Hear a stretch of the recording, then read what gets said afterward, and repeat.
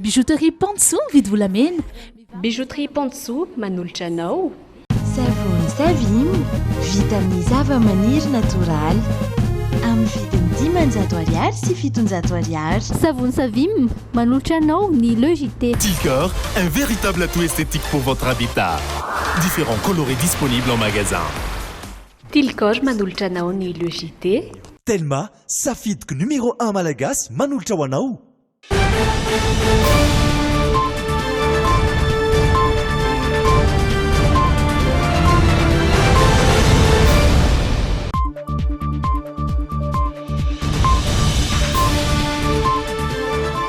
Sabotsy 13 May 2024 miarabanao izay manaraka ny fahitalavitra Dreamin sy ny fandaharan'ny Legité amin'izao takariva izao ary dia manasa anao ihany koa hatratra amin'ny farany ho an'ny fotoana amin'ity andro an'ity andeha hidirana avy hatrany ao anatin'ny à la une.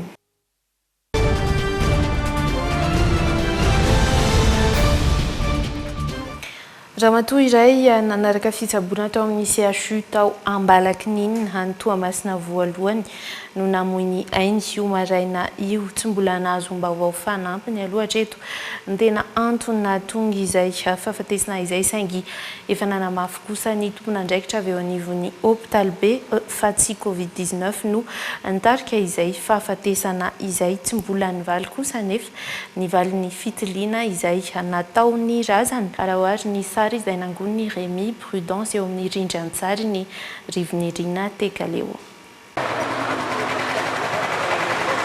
Nodimandry tao amin'ny hôpitaly Analakninina ny renim-pianakaviana iray 13 taona rehefa nanaraka fitsaboana tao amin'ity hôpitaly ity no ny tsy fahasalamany.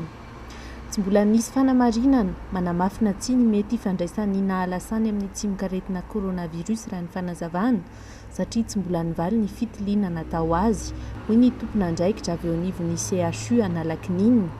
Na izany aty izany dia tsy mandray ny olona voamarina fa voan'ny Covid-19 ny eto amin'ny hôpital B raha ny fanazavana.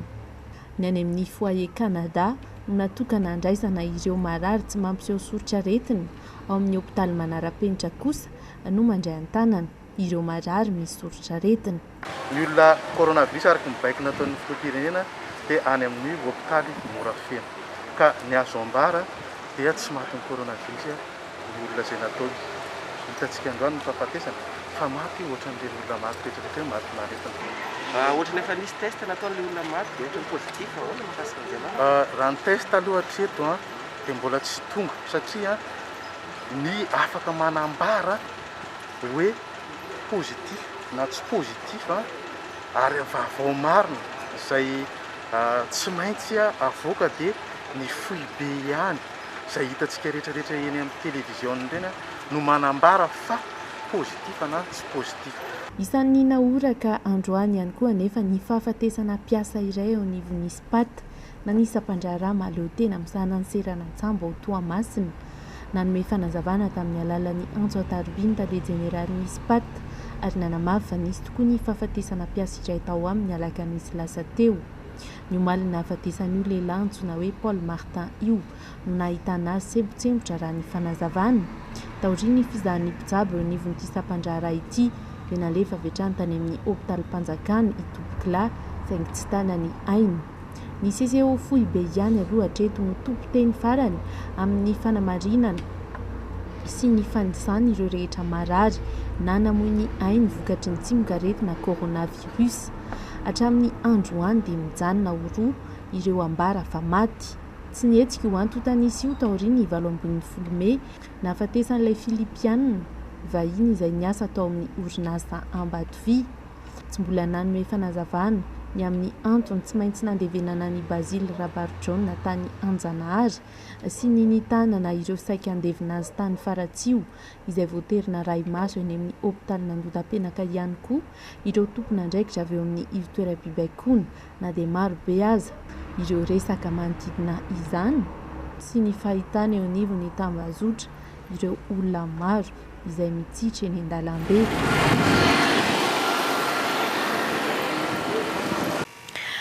misy 8 sy 7 ny fitambaran'ireo olona izay mitondra ny tsimikaretina covid-19 eto Madagasikara hatramin'ny ny andohana sy nahitana ny tranga voalohany izay coronavirus izay tranga 70 vaovao no hita androany ary any Toamasina avokoa ireo tranga ireo misy marary 4 izay aray maso akaiky ny fahasalamana satria dia mampiseho soritra-retina ary misy fahasarotana izay soritra-retina izay toy ny mahazatra dia andeha hoarahana avy hatrany ny famotinana ireo tarehimarika mifandray amin'ny fivoarany toetra ara-pahasalamana eto amintsika ireo. Tranga vaovao miisa 70 no hita nandritra ny fitiliana nataon'ny IPM sy ny Labon Wills omaly mampiakatra nisandreo marary ny coronavirus eto Madagasikara ho 8 sy 7. Tao Toamasina avokoa ireo tranga vaovao ireo. Tafiakatra 2 ireo tranga vaovao amin'ny faritra Atsinanana tato anatin'ny 3 andro monja hoy ny fanamariana nataon'ny profesora Vololtina Anta Marie Daniel izay nanantitrantitra hatrany ny tokony sy ny fahamalinana eo amin'ny rehetra isorohana ny fiparitahan'ny aretina. Fa raha tena jerentsika tsinona hoe maninona lay miakatra foana lay tarehimarika voalohany aloha ny fitiliana aloha miezaka mihitsy any amin'ilay fitiliana mitombo ny titiliana nisy ny teto Antananarivo omaly fa tany zany dia miara-mahita isika fa tena mitombo ny isan'ireo olona voatily zany ka mitondra ny tsimikaretina coronavirus ary hitantsika fa misy forme grave anakefatra milaza zavatra be dia be zany satria manamafy zany ny filazana izany tsy sanatriako hoe andeha ampitahotra na hoe andeha ampisaviritaka tsia fa araka ny averinay tombenombeny hoe irony filazana ireo tarehimarika ireo zany dia manaitra atsika manentana atsika tsy anaitra atsika ikoropaka akory fa anaitra mihitsy ny fisainatsika malagasy tsirairay avy ary indrindra tsika namana any Toamasina hoe ajao atsakany sy andavany ny fepetra. Nisy sitrana 3 hafa kosa nefa izay mbola tao Toamasina hatrany 8 sy 7 ireo manaraka fitsaboana amin'izao fotoana. Ao anatin'ireo ny marary miisa 4 mbola any Toamasina izy ireo izay ambara fa manahirana ny fitsaboana izany hoe ireo cas grave. Enina tamin'ireo tranga vaovao ihany koa nefa no mampiseho soritra-retina hoy ny Taty Javeny amin'ny CCO Foibe hatrany. Eo ny pejy politika sy ny toetra ra-pirenena amin'ny ankapobeny naneho ny heviny manoloana ny zava-misy amin'izao fotoana ny antoko HVM miombon-kevitra amin'ny tokony amerenan'ireo nosy manodidina izay any Madagasikara izy ireo nasiany resaka ihany koa ny fanamboarana izay atao eny amin'ny rova raha ny fanazavana dia tsy manaja ny soatoavina malagasy hoy hatrany ny HVM manaitra ny fitondram-panjakana ihany koa ny antoko hery vaovao ny Madagasikara ny mba tokony jerena akaiky ny mponina sy ny vahoaka manoloana ny fiatrehana ireo aretina maro samihafa no mafisy ny filohan'ny antenimirandoolona izay sady filohan'ny antoko HVM ireo nandritra ny fivianiana tao anatin'ny fahitalafi-panjakana omaly al. Ady iraisana ny famerenana ny nosy mandidina hoy ny antoko HVM arak'izany dia tokony amafisana ny dingana efa vita ny fitondram-panjakan'ny fanimby momba ny fitakiana ireo nosy ireo. Sosi-kevitrana roso ihany koa ny fifanakaloza-kevitra amin'ny samy mpitondra izay efa nanomboka ny taona 2012 araka ity fanambarana navoaka ny HVM tamin'ny tambazotra Facebook ity hatrany. Akoatra izay ny resaka mahakasika ny fanatsarana ny rovana Antananarivo izy ireo izay nambara fa ny fanimbazimbana ny soatoavina maha-malagasy ary singa mahavery ny asy ny firenena amin'ny maha-firenena azy ny tsy fanajana ny fikajiana ny tantara sy ny vakoka. Anisan'ny mafisy ny filohan'ny antenimirandoolona sady filohan'ny antoko HVM ireo nandritra ny fivanianany tao amin'ny TVM androany. Nolazainy fa na efa misy aza ny ezaka ataon'ny fitondram-panjakana dia tsy ampy hanatrarana ny tanjona izany. Ilana ampo, ilana fasahina, marina zany. Raha zay toko HVM dia efa niaraba amin'ny président Andry Rajoelina zay tamin'ny fasahina. Fa adevitra iverina amin'ny latabatra io ihany. Satria adevitra io zay ny fifandraisana. Fa tsika efa mipetraka toko hoe manampaizana amin'izany, ny fandarata amin'izany, tsy tamin'ny efa taloha be tany tamin'ny andron'ny président Rajoelina sy ny sisa efa aza eritretinareo fa tsy niady tamin'io fa zao vao niady amin'io fa zany ilana ny firaisankina atsika rehetrarehetra za reto de manentana ny firaisankina malagasy mihitsy ary manantena filohampirenena fa anosonosika bebe koa zany fa ozy aho hoe andray basy ve tsika ady hevitra no ataotsika fifandresen-dahatra négociation no ataotsika raha za fa négociation manana position ianao de efa napetraka iny zany position atsika efatra am'izay napetraka ny position atsika ary efa nekenino iny io zany hoe any malagasy renosy ireo ary tamin'ny mampaprésident sénat ny tena an'zany satria mivorinaiza tamin'ny bro permanent hoe ahoana zay mba miresaka an'izany na tsy mitabataba irany arabe ary zay fa tsy fa ny HVM mingavy anareo raha mba azo alefa le izy de mba jerevo ny zavatra soratanay vo nytena an'iny ny président république folo andro lasa zay de nanoratra mihitsy zay hoe tena makatò fitonam-panjakana zay manamafy manafaingana fitakitsika an'io ao anatin'ny fahamiana ara-pahasalamana trany Madagasikara malona izao ady amin'ny tsimikaretina Covid-19 izao nambaran'ny filohan'ny anteny Merandoolona nandritra ny ady hevitra tao amin'ny TVM fa tsy tokony hovariany Madagasikara na de efa nahita ny tambavy CVO aza tokony anamafy ny fepetra isoroana mety hipartany tsimikaretina manana didy amin'izany ny fitondram-panjakana indritra amin'ny famatsiana fitaovana ireo mpiasa ny fahasalamana so ny vahoaka ihany koa ny misitraka maimaimpona ny arivava sy ny fitoerana fanasana tanana ny fitoliana faobe ary ny fiahina ireo marefo tsapan'izy ireo fa tsy ampy ny fanaraha-maso betsaka ny lazaina fa sarotra manantanteraka azy aloha zay de raha mahita sy raha manaiky zay betsaka ny eritreretina hoe eto ny atsika miady amin'ny lahatosika ara sosialy fanatanterahana azy de manahirana hitatsika reny takosina ny olona satria nona ve ny olona fanjakana ve tsy mahay mandamina raha atsika raha misy miainao atsika zao androany ary betsaka miainao atsika te io indray fa mikritika ho tenenary zany ve hoe mandeha le izy za tsy miteny tsy miezaka fanjakana fa misy zavatra tokony arenina any zavatra tokony arenina any miainao le ady hevitra zao am'le resaka taxi be eto Antananarivo aloha ny resahako tsisy tsony any lay gel iny iza ny antoka an'io iza ny tsy antoka an'io tsy manam-bolinaovana an'io zay ary ty efa mitondra faty antoka de ozy amin'ny fanjakana kosa firy miliara kay zany fa inona ny tiatsika atao hoe iaro ny olona eketsika efa anatin'ny fanentanana atsika isan'andro ny hoe ore olona rehefa mahita rano savony nareo de manasa tanana raha tsy mahita tondrahaniny le fanasa tanana gel iny fa ny azany ozy aho hoe eo zany ny fanjakana mila hita vahoaka nandritra ny fivanianany tao amin'ny TVM ihany koa no nanararotany filohan'ny anteny Merandoolona sady filohan'ny antoko HVM nanatsidika fa nanao ny asany hatrany ny anteny Merandoolona ary ny joro isian'ny fifandanjalanjana eto amin'ny firenena ny anteny Merandoolona izay ho tapitra ny febotony amin'ny taona ho avy lasa kojakoja izay ilaina andavanandro tokoa ny arotava amin'izao fotoana izay tiarovana fotsiny izy ireny fa azo entina mianjaika ihany koa hoy ny mpamorona na ny styliste izay tafaresaka indrindra tamin'ny miaro sorotsiravaka sy rivinirina tekaleo tamin'ity sabotsy ity tsikaritra raha teo fa dia miroborobo amin'ireo tsena ny arotava izay amin'ny endriny maro samihafa sy ny haingony araka izay isafidiana ihany koa izay verina fa manaja hatrany ny fenitra ara-pahasalamana ary manakana indrindra ny fiparitahan'ny rora izay isan'ny antony lehibe mahatonga ny fiparitahan'ny tsimikaretina Covid-19. Sivy hatreto ny arotava ananany ity raim-pianakaviany ity tsy mahasarika azy loatra ny mividy masika eny an-tsena. Nosarina tao an-trano avokoa ny ankamaroan'ireo arotava amin'izay izy afaka misafidy amin'ny haingony. Tombony ny fananana arotava betsaka satria misy horaisina rehefa maloto ny sasany ao anatin'ny iray andro izao intelo eo izy no misolo masika. Tsy mahazo aina mihitsy amin'ilay kasibosy tamin'ny voaloha fa rehefa andeha taty aoriana dia hoe aleo tonga dia asiana mba manaitra ny saina kokoa zany mba ahafahana manao an'ilay izy ialovako ny tenako.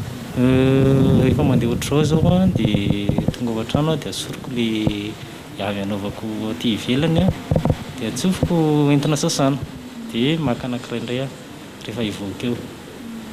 Zany hoe fandeha minimby foana zany fa tsy voatery hoe iny anaovako pariviny any. tsy tontolon'ny zaitra fa sy ampiariana hafa mihitsy no nosahan'ity mpandraraha ty taloha.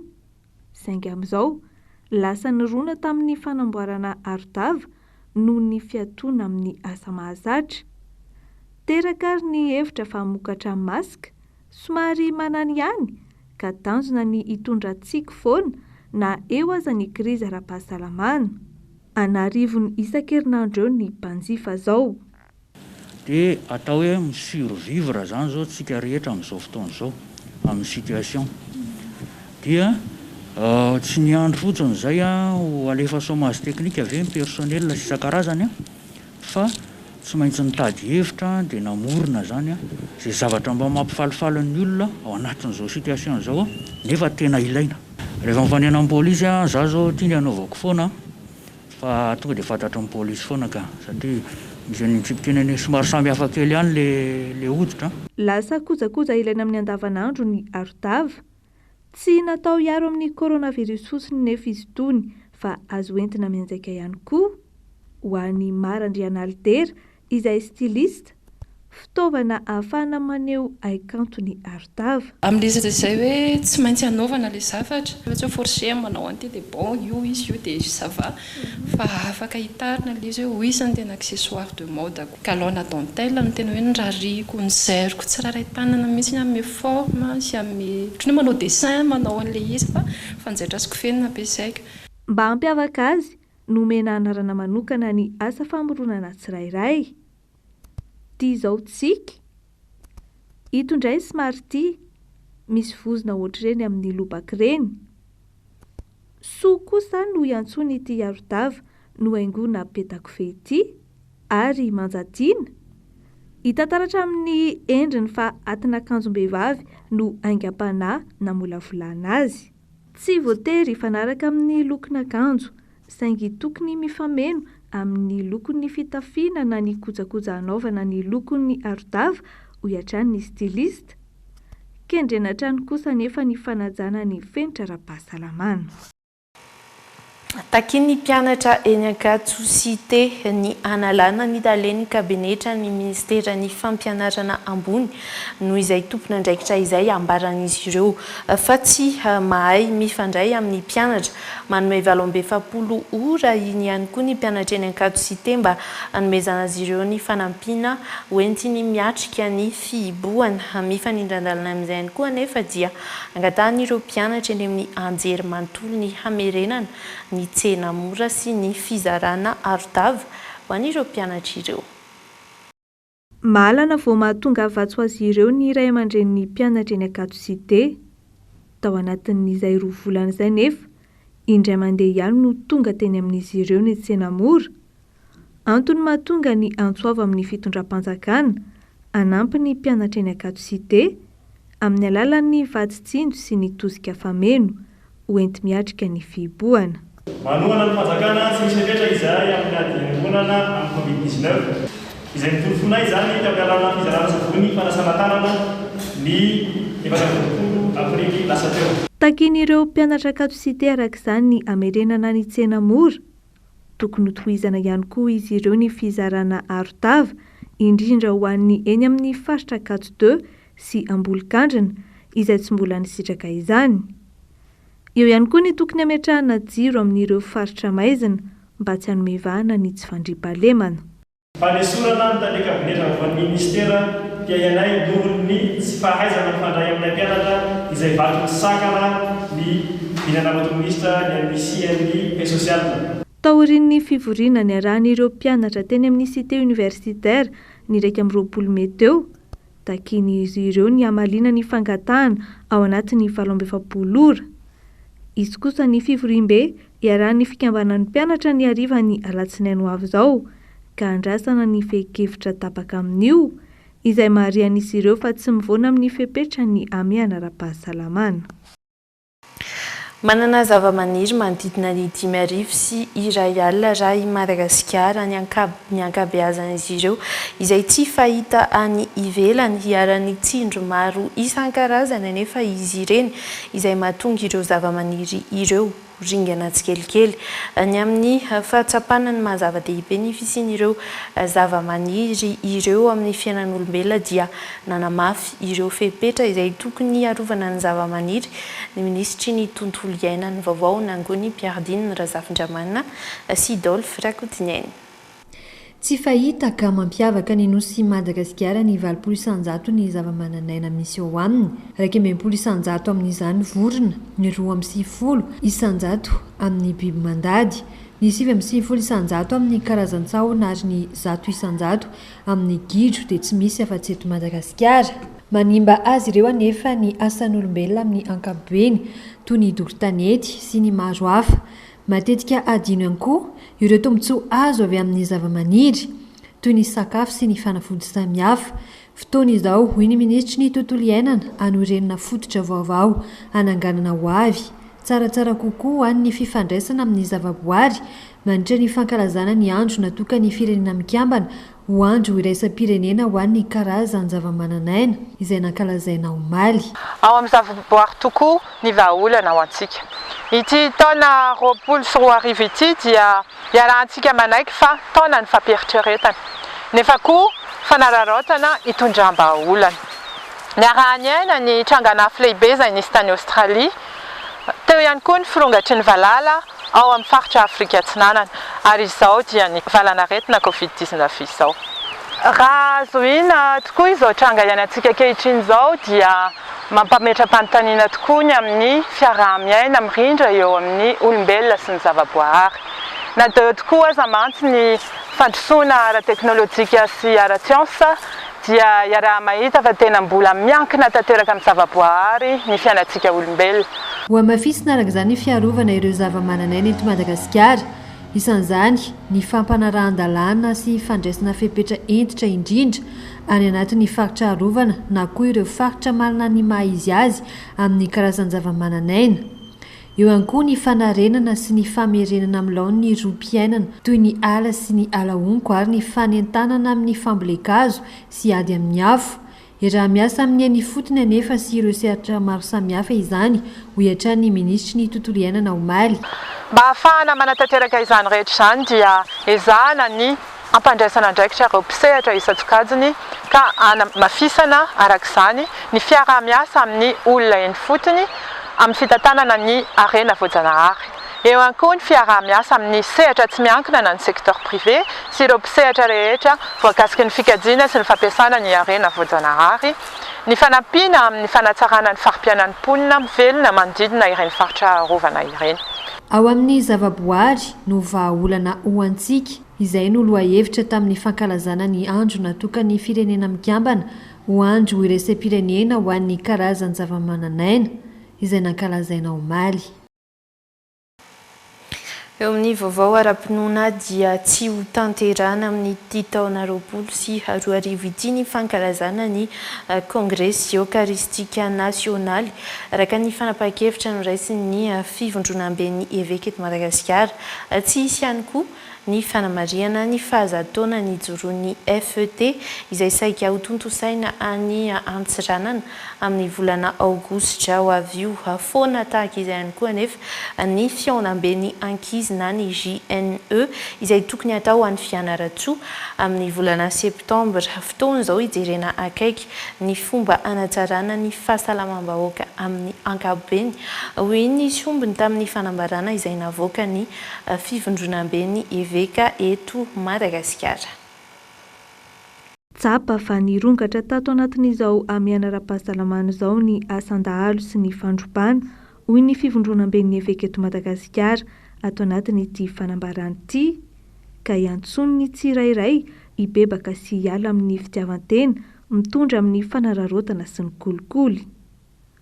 Nitondran'ny fanamariana ihany koa ny lafin'ny fanabeazana ka nentanana amin'ny sy ny sorodalana mazava avy amin'ny tompon'andraikitra ny fampianarana isan'ambaratonga ampisinda ny tebitebin'ny tanora sy ny ray aman-dreny. Nanapa-kevitra koa izahay fa tsy ho tanterahina amin'ity taona 2024 ity ny fankalazana ny Congrès Eucharistique National sy fahazato taona ny FET saika atao any Antsiranana amin'ny volana aogositra sy ny fiaonam-ben'ny ankizy JNE saika atao any fianaratsoa amin'ny volana septambra. Mankahery ny fitondram-panjakana ny ekipan'ny CCO, ny mpitandro ny filaminana sy ireo olom-boafidy ny fivondronam-ben'ny eveka ary amafisiny ato anatin'ity fanambarany ity hatrany fa manana anjara toerana lehibe amin'ny ady atao amin'ny coronavirus ny mpisehatra amin'ny fampitam-baovao sy ny serasera. Mahazo laka tanteraka koa ny tambazotra tserasera sosialy izay ahafahan'ny maro mifandray sy maneho hevitra. Miantsona rehetra nefa mba hampiseho fahendrena ka tsy hampita vaovao tsy marina mampikorotana ny fiainam-bahoaka efa trotraky ny tahotra sy ny adi-piainana. Ilaina ny tsikeram-pitiavana hahatsara zavatra. Vahoaka kosa hahatsahatra ny fankahalana mitarika fifandrangitana sy fifanaratsiana tsy hitera-bokatsoa. Amin'ny ezaka atao hampiasa ny fanomezana ny men'Andriamanitra hikaroam-ba olana hiarovana ny ain'ny olombelona sy hitsaboana ity valana aretina ity. Amafisiny fivondronam-ben'ny eveka eto Madagasikara fa mifanindran-dalana amin'ny fiparitahan'ny coronavirus, ny firongatry ny tazomoka sy ny dengue ary ireo aretina hafa mahazatra izay amoizana ain'olona maro ihany koa. Ka fotoana izao izy ireo hijerena akaiky izay fomba hanatsarana ny fahasalamam-bahoaka amin'ny ankapobeny. Iroso amin'ny fisitrahana ny fisotrondronono fanampiny eo anivon'ny fiangonana loteriana Malagasy ny sinoda Atsinanana tany antoerana no nataony andrana izay anombohana izany nahatra roa andro ny fidinana ifotiny nataon'ireo tompon'andraikitra avy eo anivon'ny FLM niaraka amin'ny solitena ny tahirim-pirenena momba ny fiahina ara-tsosialy izay nampahafantarana indrindra ireo dingana tokony hoarahany mpikambana azona ny fisotrondronono fanampiny dia ny retraite complémentaire izany no hita hitombo ny vola izay voraisin'ireo mpisotro ronono eo anivon'ny FLM izay ireo mpiasa eo anivon'ny fiangonana loteriana Malagasy ary dia isitraka izany izy ireo raha vantany vao tafapetraka ireo antota-taratasy ara-dalàna. Olana anatrehan'ny mpiasa mpiangonana FLM hatramin'izay ny tsy fahazoana mihitsy ny fisotrondronono saingy tamin'ny taona 1724 dia raikitra ny fifanarahan'ny-piara-miasa teo amin'ny foibe FLM sy ny tahirim-pirenena momba ny fiahina ara-tsosialy izay nampidiran'ireo mpikambana avokoa n'ireo mpiasa ary isitraka ny fiahina. Ankehitriny dia tapa-kevitra iroso amin'ny fisotrondronono fanampiny ny FLM ka ny sinoda Atsinanana no nataon'ny pilote tamin'izany. Ny tena ny fantohan'ny fiaonana niaraka tamin'ny sinoda paritany Atsinanana ao anatin'ny FLM dia tantsoroka amin'izy ireo amin'ny irosoany amin'ny fisotrondronono fanampiny. Ny KNAPS moa amin'ity 2020 dia nanana vinanasa amin'ny hoe ahoana ny ampiroboroboana sy anentanana ny mpampiasa sy ny mpiasa hiditra amin'io fisotrondronono fanampiny io mba hisian'ny fifampitsinjovana bebe kokoa rahatr'izay ka tsy miasa tsony ilay mpiasa. Raha valo isan-jato ny latsakemboka alohan'ny mpampiasa eo amin'ny sehatry ny fiangonana dia ny ampy 3.5 isan-jato izany mba ahafahana misitraka ny fisotrondronono fanampiny. Ny ampy 1 isan-jato kosa no alaina amin'ny karaman'ny mpiasa izany hoe lasa 2 isan-jato raha toa ka 1 isan-jato izany ho an'ny fisotrondronono fototra efa mahazatra. Isaky ny 3 volana mandritra ny vanim-potoana izarana ny fisotrondronono no andraisan'ireo vola karazany 2 ireo ho an'ny zokiolona. Ireo pastora no anombohana izany ho an'ny sinoda Atsinanana. Kenjenay zany dia fagnasarana ny fari-piain'ny mpiasa pastora rehefa tonga ny fisotrondronono satria antitra izy sy afaka miasa isony na mamokatra dia mba ho sara fisotrondronono amin'izay fotoana izay. Dia amin'izay rehefa resy lahatra ireo pastora ireo ka tafiditra amin'ny fisotrondronono fanampiny dia handeha amin'izay ireo mpiasa ivelan'ny pastora atao sinoda paritany Atsinanana. Ho an'ny sinoda Atsinanana manokana dia 7 monja ny katekista mpikambana eo anivon'ny KNAPS tamin'ny taona 1720 tafakatra amin'ny 730 izany ankehitriny ary mahazo ireo tombotsoa rehetra ao amin'ny tahirim-pirenena izy ireo.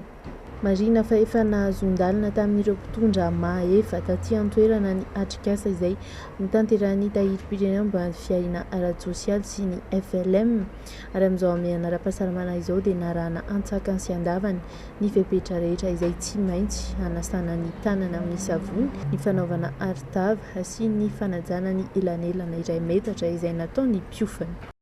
Any ivelany dia mbola maro ihany koa ireo firenena ahitana ny trangana Covid-19 ambony amin'ny tany ambony dia ambony amin'izao fotoana na izany izany efa dia efa miomana sahady amin'ny fiatrehana ny andavanandro mpiainan'ny mponina amin'ny ankamaroan'ireo firenena ireo tahaka ny États-Unis izay nisafidy ny andidiny hanokafana ireo toeram-pivavahana samihafa any antoerany États-Unis izay reto aloha dia azo lazaina fa tsy mbola mafy tanteraka ny fiparitany ity tsy mikaretina ity.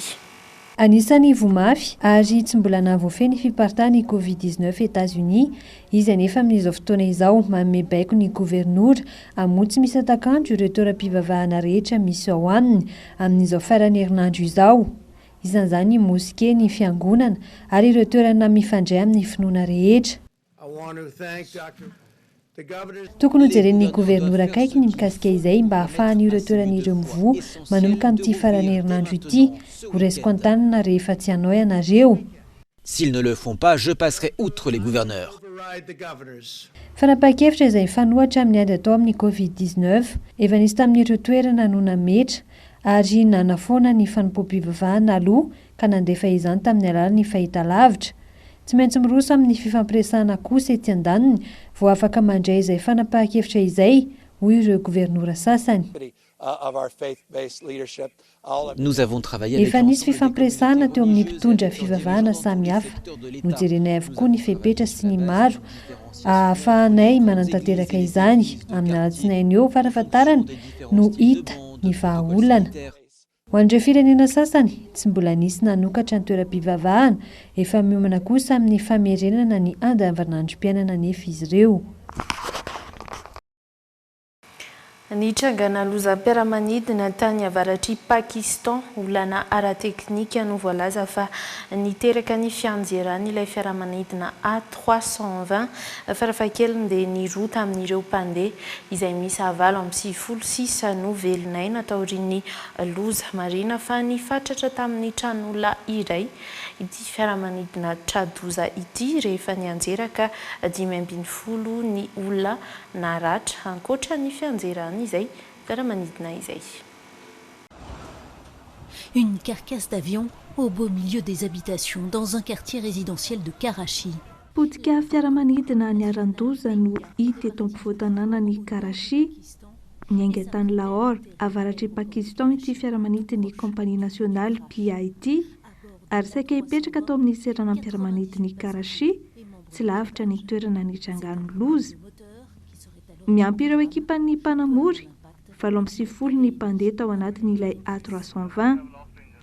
Olana ara-teknika teo amin'ny lafin'ny motera no voalaza fa nahatonga ilay lozam-piaramanidina. Nisy tamin'ireo nanatry maso no nilaza ho nahita afon'ny lolaka.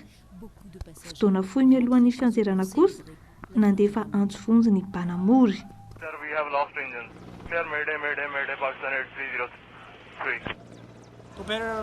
Tazako teo an-tafontrano fa feno setroka ny lanitra, niazakazaka aingana ny jery teny, dia efa nipotika ilay cockpit sy ny mpanamory tao anatiny, tsisy hainy intsony no hitako. Naheno feo an-zavatra nidoboka be avy any an-danitra izay, ohatrany hoe nisy horohorontany na rindrina ny anjera fa tsy lozam-piaramanidina. Noho ny tena tafontrano nefa izay dia efa rakotra setroka amin'ny manodidina. Nambarany manam-pahefanana toerana fa fahagagana hoe mbola nisy mpandeha roa velonaina taoriany ny lozam-piaramanidina iny. Nisy ihany koa nefa ireo mponina niarambona rehefa nifatratra tamin'ny trano fonenana ilay fiaramanidina nandritra ny fianjerana. Hatreto tsy mbola nisy vokatra ofisialy saingy 5 eo ny mponina naratra mafy ka nampidiriny hopitaly. Mariana fa vao andro vitsivitsy izay no noverina amin'ny laona ny sidina anatiny ao Pakistan rehefa niato nandritra ny iray volana noho ny valanaretina coronavirus. Betsaka raha teo ny mpandeha mikasa hamonjy fodiana mba ahafahana mankalaza ny fahataperan'ny Ramadan. Iny vaovao iny ihany koa no mamarana ny fotoana tamin'ity androany ity ankasitrahana ianao izay nanaraka hatramin'ny farany LEJT mitoy ny fandarana eto amin'ny fahitalavitra. Ny tena kosa mamy fotoana ho anao ho amin'ny manaraka indray. Velomatovoko.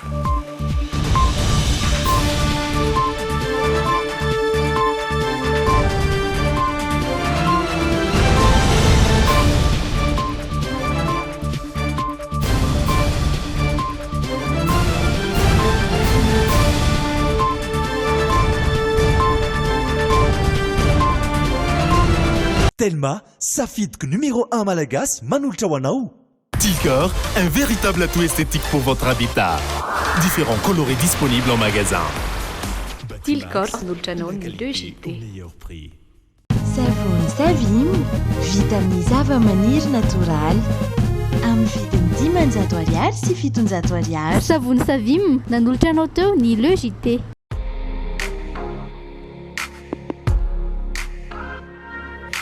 Bijouterie Pansou, mividy volamena. Bijouterie Pansou nanolotra anao ny Le JT.